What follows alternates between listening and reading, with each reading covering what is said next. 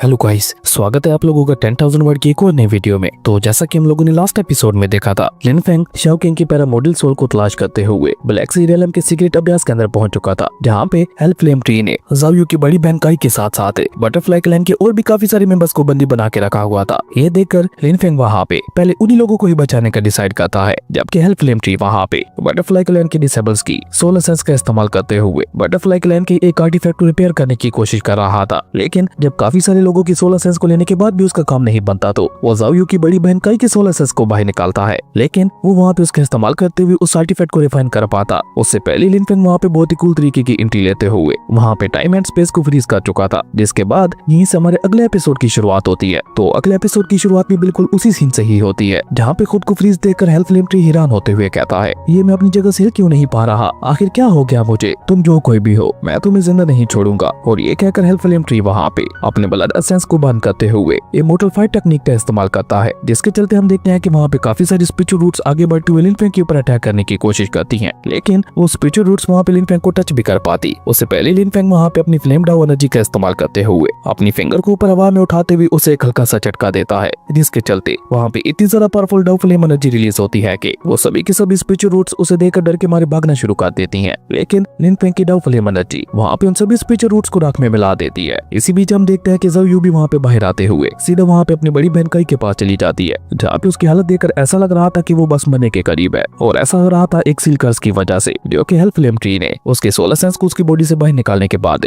उसकी बॉडी के ऊपर लगाया था। इसी बीच हम देखते हैं कि फायरी बटरफ्लाई क्लैन के सेवंथ एल्डर अपने लोगों को लेकर अपने बाकी के साथियों को बचाने के लिए जैसे ही आगे बढ़ता है, तो वो लोग वहाँ पे उनके पास भी नहीं जा पाते, क्योंकि उनके चारों तरफ एक इमोर्टल फायर वाला बैरियर लगा हुआ था, जो देखकर सिक्स्थ एल्डर वहाँ पे परेशान होते हुए लिन फेंग से कहता है, ब्रदर गो फेंग, हम तो अपने लोगों के पास तक भी नहीं जा पा रहे, तो उन्हें बचाएंगे कैसे। जिस पे लिन फेंग मुस्कुराते हुए कहता है कि ये इतनी बड़ी बात भी नहीं है। और ये कहकर लिन फेंग वहाँ पे एक बार फिर से अपनी फ्लेम डाउ एनर्जी का इस्तेमाल करते हुए उन सभी के सभी बैरियर्स को वहाँ पे एक झटके के साथ डिस्ट्रॉय कर चुका था, जिसके साथ ही फायरी बटरफ्लाई क्लैन के बाकी सभी लोग आजाद भी हो चुके थे। लेकिन जहाँ एक तरफ बाकी सभी लोग आजाद होने के बाद होश में आ चुके थे, तो वहीं ज़ाओ यू की बड़ी बहन काई को अभी तक भी वहाँ पे होश नहीं आया था, इसलिए ज़ाओ यू जल्दी से आगे बढ़कर उसे वहाँ पे नीचे गिरने से बचा लेती है। जबकि लिन फेंग को वहाँ पे ये सब करते हुए देखा तो हेल्प फ्लेम ट्री को काफी ज्यादा गुस्सा आ रहा था, जिसे देखकर शाओ टियान वहाँ पे उसका मजाक उड़ाते हुए अपने मास्टर लिन फेंग से कहता है, यहाँ पे तो एक half step immortal king type का एक घटिया सा ट्री भी मौजूद है। वहीं अपनी बेइज्जती सुनकर वो हेल्प फ्लेम ट्री चिल्लाते हुए लिन फेंग और शाओ टियान से कहता है, आखिर तुम लोग हो कौन और तुम्हारी हिम्मत कैसे हुई हेल्प फ्लेम ट्री क्लैन के मामले में इंटरफेयर करने की, तुम जानते भी हो कि इसका क्या अंजाम होगा। हेल्प फ्लेम ट्री की ये बात सुनकर शाओ टियान वहाँ पे एक बार फिर से उसका मजाक उड़ाते हुए कहता है, तुम्हारी इतनी औकात नहीं है कि तुम मेरे मास्टर के बारे में जान पाओ, इसलिए बेहतर यही होगा कि तुम अपना मुंह बंद रखो और जल्दी से मेरे मास्टर के सामने झुककर उनसे माफी मांगो। तुम खुद को कुछ ज्यादा ही एरोगेंट समझ रहे हो, तुम जानते भी हो मैं कौन हूँ। जिस पे शाओ टियान से वहाँ पे कोई जवाब दे पाता। उससे पहले हम देखते हैं कि ज़ाओ यू वहाँ पे अपनी बड़ी बहन काई को लेकर लिन फेंग के पास आते हुए कहती है, बिग ब्रदर, इस हेल्प फ्लेम ट्री ने मेरी बहन की बॉडी के ऊपर किसी तरह का कोई कर्ज लगा रखा है, जिसके चलते वो पूरी तरह से अनकॉन्शियस हो चुकी है। जिस पे शाओ टियान वहाँ पे एक बार फिर से हेल्प फ्लेम ट्री का मजाक उड़ाते हुए कहता है, क्या ये घटिया पेड़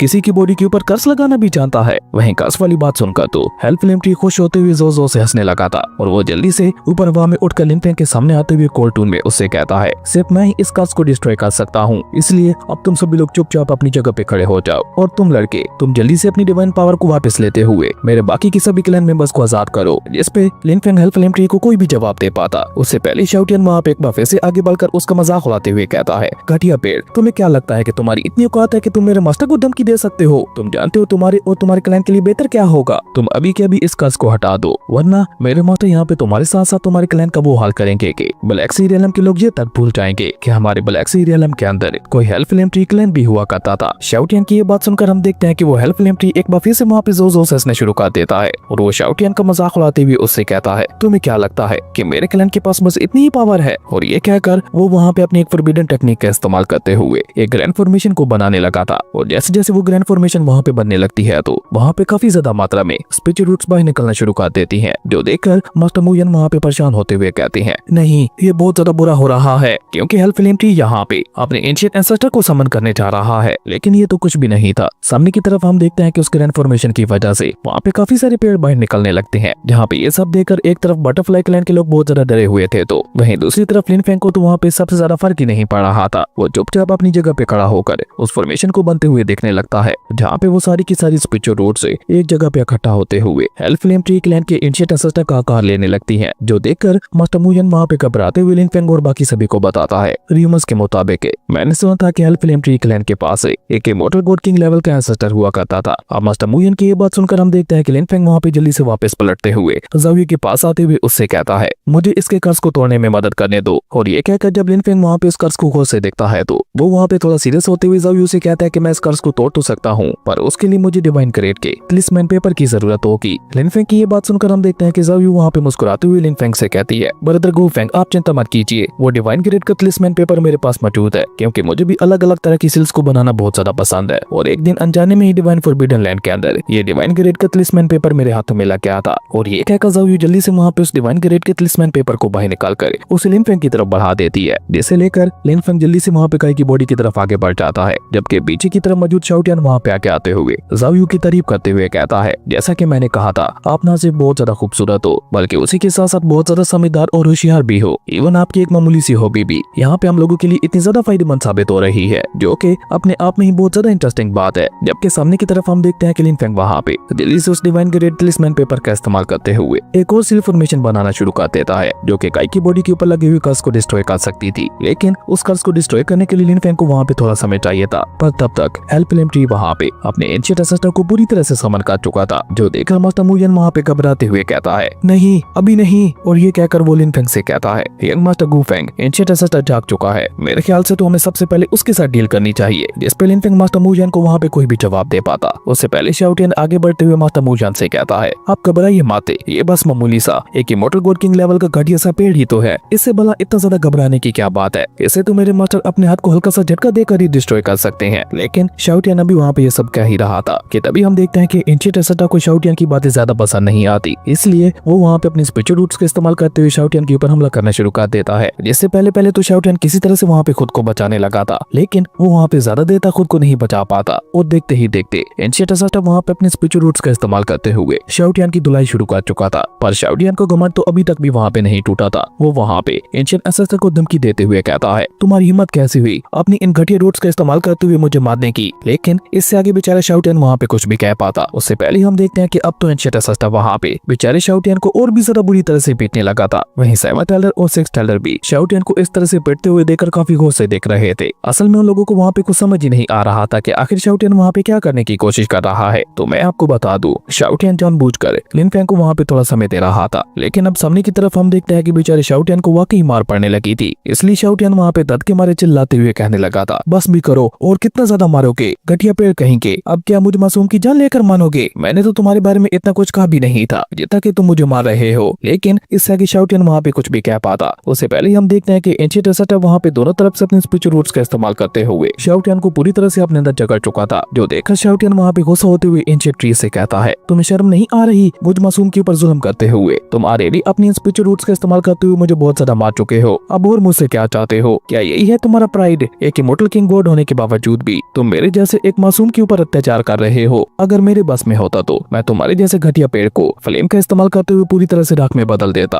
पर फिर भी तुम मुझे बाकियों से थोड़े अच्छे पेड़ लग रहे हो। अपनी स्टोरी बताओ मुझे, आखिर तुम इतने ज्यादा गुस्से में क्यों हो सकता है मैं तुम्हारा दुख बांट सकूं। वहीं शाओटियन की ये बकवास बातें सुनकर तो बेचारे बटरफ्लाई क्लैन के लोगों को एक बहुत बड़ा झटका लगता है। उन्हें कुछ समझ ही नहीं आ रहा था कि आखिर शाओटियन वहाँ पे क्या करने की कोशिश कर रहा है। इवन अगर वो थोड़ी देर तक और शाओटियन की ये बकवास बातें सुनते तो उन्हें तो उल्टी होने लगती। वहीं उन लोगों को इस तरह से बुरा समूह बनाते हुए देखकर शाओटियन उन लोगों से कहता है, अब तुम लोगों को क्या हो गया? तुम सभी लोग आखिर मुझे इस तरह से घूर क्यों रहे हो? जबकि सामने की तरफ हम देखते हैं कि एंशिएंट एंसेस्टर तो वहाँ पे शाओटियन की ये बकवास बातें सुनकर गुस्से से पूरी तरह से पागल हो चुका था। वो अपनी स्पिरिचुअल रूट्स का इस्तेमाल करके गुस्से से चिल्लाते हुए शाओटियन से कहता है, मैं तुम्हें जिंदा नहीं छोड़ूंगा। और ये कहकर वो शाओटियन के ऊपर एक बहुत ही ज्यादा खतरनाक जानलेवा अटैक चल चुका था, जो देखकर अब की बार शाओटियन भी वहाँ पे घबराते हुए कहता है, मास्टर प्लीज जल्दी से आकर मुझे बचा लो, वरना आज यहाँ पे आपका ये प्यारा सा पेट यहीं पे मारा जाएगा। और अभी शाओटियन वहाँ पे लिनफेंग को अपनी मदद के लिए बुला ही रहा था कि तभी प्रिंसेस क्यानिंग आगे बढ़कर अपनी मूनलाइट सील टेक्निक का इस्तेमाल करते हुए उस एंशिएंट एंसेस्टर की सभी स्पिरिचुअल रूट्स को वहाँ पे फ्रीज कर देती है। जिसके बाद वो लिनफेंग से सवाल करते हुए पूछती है, इस कर्ज को डिस्ट्रॉय करने में और कितना ज्यादा समय लगेगा? जिस पे लिनफेंग उसे कोई जवाब नहीं देता, बल्कि वो अपनी सील फॉर्मेशन का इस्तेमाल करते हुए काई की बॉडी से उस कर्ज को पूरी तरह से खत्म कर चुका था। और उसके बाद वो वहाँ पे प्रिंसेस क्यानिंग को जवाब देते हुए कहता है, मेरा काम हो गया, मैंने इस कर्ज की सारी इवल एनर्जी को डिस्ट्रॉय कर दिया। लिनफेंग की ये बात सुनकर हम देखते हैं कि प्रिंसेस क्यानिंग वहाँ पे अपने मूनव्हील को बाहर निकालते हुए कहती है, अगर ऐसी बात है तो अब इस एंशिएंट एंसेस्टर को भी खत्म कर देती है और ये कहकर प्रिंसेस क्यानिंग अचानक से वहाँ पे अपनी आइस एनर्जी को अनलीश करना शुरू कर देती है, जिसके चलते हम देखते हैं कि वहाँ पे कुछ ही पलों के अंदर अंदर ठंड इतनी ज्यादा बढ़ जाती है कि बेचारा हेल्फ लिम ट्री भी वहाँ पे घबराते हुए अपने मन में कहने लगा था कि आखिर ये लड़की क्या करने की कोशिश कर रही है। लेकिन वो वहाँ पे खुद सोया समय पाता उससे पहले ही प्रिंसेस क्यानिंग वहाँ पे अपनी एक सीक्रेट टेक्निक का इस्तेमाल करते हुए एंशिएंट एंसेस्टर की स्पिरिचुअल रूट्स के साथ साथ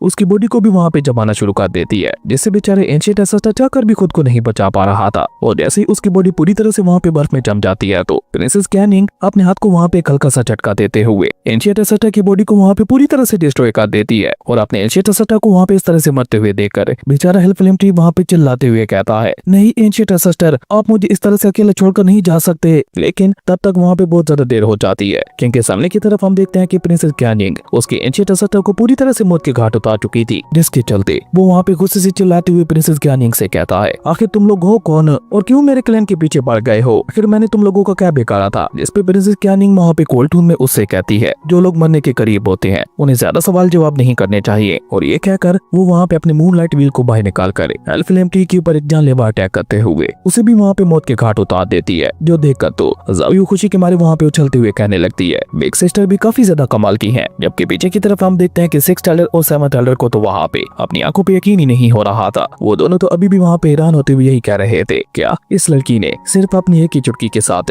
एक इमॉर्टल गॉड किंग को खत्म कर दिया? मैंने ये कभी नहीं सोचा था कि यंग मास्टर गू फेंग की ये फ्रेंड भी इतनी ज्यादा पावरफुल निकलेगी। उन लोगों की ये बातें सुनकर हम देखते हैं कि शाओ टियान वहाँ पे फ्लेक्स करते हुए उन लोगों से कहता है, हाँ तुम लोगों ने बिल्कुल ठीक कहा, हमारी लेडी मास्टर भी किसी से कम पावरफुल नहीं है। देखा तुम लोगों ने कैसे उन्होंने सिर्फ अपने एक अटैक के साथ उस घटिया पेड़ का खात्मा कर दिया। और ये कहकर शाओ टियान वहाँ पे लिन फेंग के पास जाते हुए उससे कहता है, मास्टर अब हम लोग आगे क्या करने वाले हैं? क्योंकि हेल्फ लिम ट्री क्लैन के अभी तक भी काफी सारे क्लैन मेंबर्स मौजूद थे, जिन्हें देखकर ज़ावियो वहाँ पे उदास होते हुए कहती है, इन लोगों ने अब तक हमारे काफी सारे क्लैन मेंबर्स को मार दिया है। और ये कहकर बेचारी ज़ावियो उदास होते हुए अपना सर नीचे झुका लेती है, जो देखकर लिन फेंग वहाँ पे मुस्कुराते हुए ज़ावियो से कहता है कि अगर ऐसी बात है तो हम भी इन लोगों को जान से मार देते हैं। अब अपने मास्टर की ये बात सुनकर हम देखते हैं कि शाओ टियान वहाँ पे जल्दी से आगे बढ़ते हुए अपनी 10,000 सो टेक्निक का इस्तेमाल करते हुए हेल्फ लिम ट्री क्लैन के लोगों के ऊपर एक बहुत ही ज्यादा खतरनाक अटैक चल चुका था, जिसके चलते वो सारी स्पीचर रूट से वहाँ से भागने की कोशिश करती है। पर शाओ टियान उनके ऊपर कोई भी रहम ना दिखाते हुए एक एक करके उन सभी को खत्म करने लगा था कि तभी लिन फेंग वहाँ पे अपनी डिवाइन किलिंग शॉट का इस्तेमाल करते हुए एक ही झटके के साथ उन सभी स्पीचर रूट्स को खत्म कर देता है, जिन्हें ठिकाने लगाने के बाद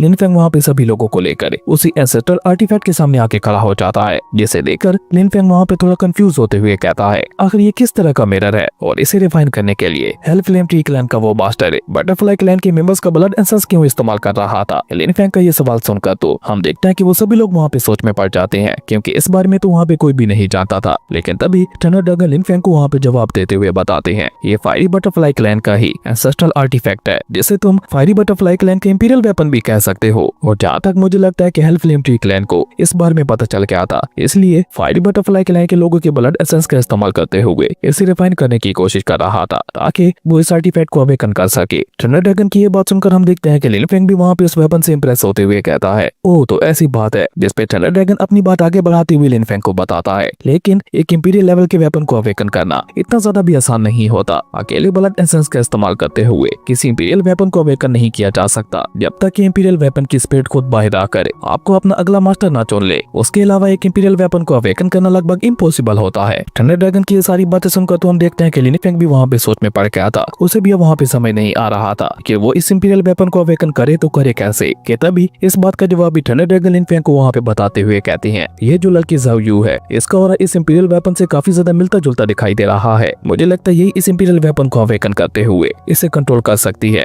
थंडर ड्रैगन की सारी बातें सुनकर हम देखते हैं कि लिन फेंग भी वहाँ पे ये सब सोच ही रहा था कि तभी काई लिन फेंग को वहाँ पे बताती है, हेल्फ लिम ट्री जब हमारे सोल ब्लड एसेंस का इस्तेमाल करते हुए उस आर्टिफैक्ट को रिफाइन कर रहा था, तो वो साथ साथ ये भी कह रहा था कि इस आर्टिफैक्ट को सिर्फ और सिर्फ बटरफ्लाई क्लैन मेंबर्स के ब्लड एसेंस का इस्तेमाल करते हुए इसे रिफाइन किया जा सकता है। लेकिन जब काफी सारी कोशिश के बावजूद भी वो इस आर्टिफैक्ट को अवेकन नहीं कर पाया, तो तब जाकर उसे एक और बात पता चली कि इस वेपन को अवेकन करने के लिए उसे हमारी फायरी बटरफ्लाई क्लैन के एंसेस्टर का ऑरा चाहिए। अब काई की ये बात सुनकर हम देखते हैं कि हमेशा की तरह सेवन टेलर एक बार फिर से हीरो बनते हुए उस आर्टिफैक्ट को अवेकन करने के लिए आगे बढ़ जाता है। पर जैसे बेचारा सेवन टेलर वहाँ पे उस आर्टिफैक्ट के ऊपर अपना हाथ रखता है तो वो आर्टिफैक्ट वहाँ पे उसकी एनर्जी को डिवोर करना शुरू कर चुका था, जो देखकर लिन फेंग जल्दी से वहाँ पे अपनी डाउ एनर्जी का इस्तेमाल करते हुए उसे वहाँ पे बचाता है। अगर लिन फेंग उसे वहाँ पे ना बचाता तो वो आर्टिफैक्ट उसकी सारी सोल एनर्जी को डिवोर कर लेता और बेचारा सेवन टेलर वहाँ पे हीरो बनने के चक्कर में मारा जाता। लेकिन भले अभी के लिए सेवन टेलर वहाँ पे मरा नहीं था, लेकिन उसकी हालत बहुत ज्यादा खराब दिखाई दे रही थी। इसी बीच ज़ाओ यू की नजर वहाँ पे उस इंपीरियल वेपन के ऊपर पड़ती है, जिसे देखकर ज़ाओ यू को वहाँ पे ऐसा महसूस होता है कि वो इंपीरियल वेपन उसे अपनी तरफ बुला रहा है। इसलिए ज़ाओ यू वहाँ पे बिना कुछ सोचे समझे उस इंपीरियल वेपन की तरफ आगे बढ़ना शुरू कर देती है। और जैसे ही ज़ाओ यू उस वेपन के पास पहुंचती है तो वो वेपन भी वहाँ पे काफी तेजी से ग्लो करना शुरू कर देता है। ऐसा लग रहा था कि वो ज़ाओ यू को देखकर बहुत ज्यादा खुश है। तभी अचानक से हम देखते हैं कि ज़ाओ यू की फोरहेड के ऊपर एक फॉर्मेशन बनना शुरू हो जाती है, जो देखकर ज़ाओ यू वहाँ पे मुस्कुराते हुए कहती है, ये ओरा तो मुझे काफी ज्यादा जाना पहचाना लग रहा है। लेकिन ज़ाओ यू वहाँ पे अपने 16 सेंस का इस्तेमाल करते हुए उस वेपन को अवेकन कर पाती। उससे पहले मास्टर मुयन जल्दी से आगे बढ़कर बीच में आते हुए ज़ाओ यू से कहती हैं, ज़ाओ यू उस मिरर की तरफ मत देखो, वरना वो मिरर तुम्हें भी अपनी जाल में फंसा लेगा। मास्टर मुयन की ये बात सुनकर हम देखते हैं कि ज़ाओ यू वहाँ पे काफी ज्यादा उदास हो जाती है। इवन वो खुद भी वहाँ पे नहीं समझ पा रही थी कि आखिर उसे इतना ज्यादा बुरा क्यों लग रहा है। तभी लिन फेंग आगे बढ़कर मास्टर मुयन को समझाता है, ओल्ड मास्टर आप चिंता मत कीजिए, ये आपके क्लैन का आर्टिफैक्ट है तो ये आपके लोगों को चोट नहीं पहुंचाएगा, और अगर इस इंपीरियल वेपन को यहाँ पे कोई कंट्रोल कर लेता है तो आप अपने क्लैन की ग्लोरी को भी वापस पा सकते हैं। लिन फेंग की ये बात सुनकर हम देखते हैं कि मास्टर मुयन वहाँ पे लिन फेंग से सवाल करते हुए पूछता है, यंग मास्टर गू फेंग आप क्या कहना चाहते हैं, मैं समझा नहीं। जिस पे लिन फेंग मास्टर मुयन को जवाब देते हुए बताता है कि ज़ाओ यू के अंदर एक हिडन एबिलिटी मौजूद है जो कि इसे इसके ग्रेट एंसेस्टर से मिली है, जिसके चलते ज़ाओ यू का ऑरा आपके क्लैन एंसेस्टर से बहुत ज्यादा मिलता जुलता है। तो इसका मतलब है कि ज़ाओ यू उस ऑरा का इस्तेमाल करते हुए न सिर्फ आपके क्लैन एंसेस्टर की इनहेरिटेंस को वापस पा सकती है, बल्कि मुझे लगता है कि उसी के साथ साथ